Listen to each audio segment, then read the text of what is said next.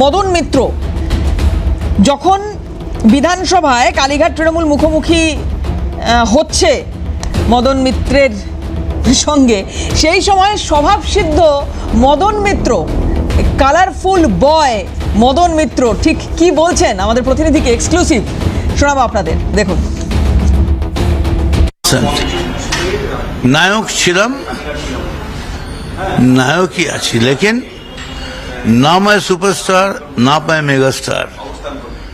I am twinkle twinkle little star. কিন্তু How I wonder what you are. কিন্তু কালীঘাট তৃণমূল তো আপনার দিকে আঙুল তুলছে যে আপনি এতদিন তৃণমূলের লোগো নিয়ে জিতে এসছেন, এখন দল বদল করছেন স্বার্থের জন্য। দিদিমণিও তো তৃণমূলেরই লোগো নিয়ে এসছেন। তার আগে দিদিমণি যখন জিতে এসছেন তিনিও তো কংগ্রেসের লোগো নিয়ে জিতে এসছেন, তাই না? ফলে লোগোর কথা যত বলতে হবে তত গোগোর ব্যাপারে এসে যাবে। এই লোগো গোগো থাক, সামনে তো নির্বাচন আসছে, লড়াই।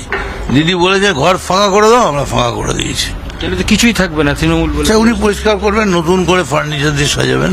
21শে জুলাই দীর্ঘদিন ধরে 21শে জুলাই পশ্চিমবঙ্গের সমস্ত কর্মীকে যারা মার খেয়েছেন, দুঃখ পেয়েছেন, সেদিন ছিলেন, পরে দেখেছেন, সবাইকে আমি আমার এতে আসতে অনুরোধ করছি। মানে গান্ধী মূর্তির তলায় দাঁড়িয়ে, শহীদের পায়ের তলায় দাঁড়িয়ে শহীদদের প্রার্থনা করা যায়। 11টার মধ্যে